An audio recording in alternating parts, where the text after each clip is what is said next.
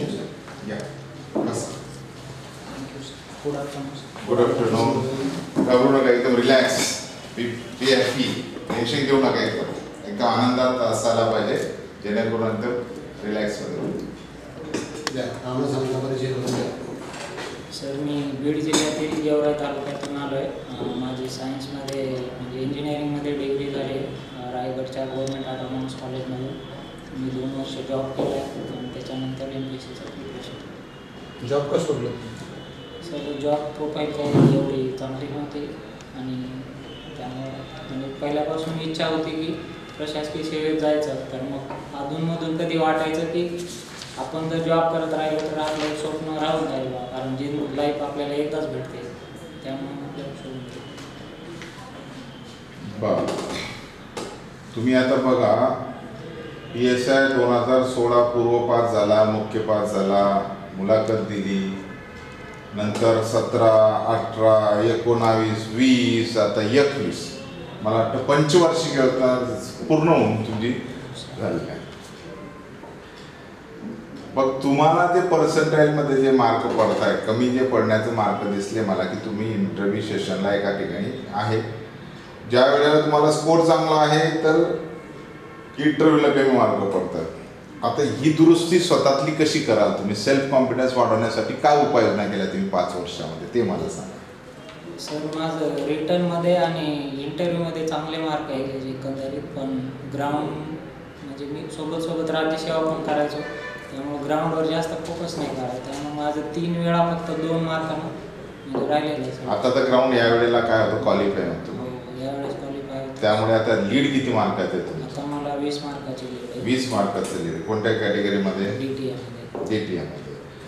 आता DTS समाजाच्या काही समस्या आहेत, तुम्हाला कोणकोणत्या दिसतात?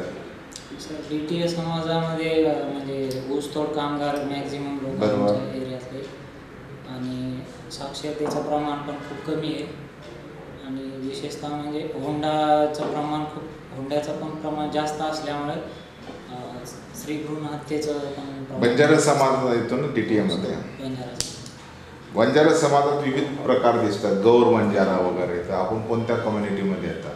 तर ते फक्त रिजन वाईज असे नाव वेगळे आहेत, ते सगळे एकच असतात. अच्छा, तुमची भाषा वेगळी असते ना? भाषा सगळ्यांची सेम असते, पण वेगळी असते, म्हणजे आपल्या मराठी वगैरे याच्यापेक्षा वेगळी असते. आता गोद्री येथे काही प्रकार घडलाय, कुंभमेळा बंजारा समाजाचा झाला होता, गौर बंजारा समाजाचा असं म्हटलं होतं. माहिती आहे तुम्हाला तो?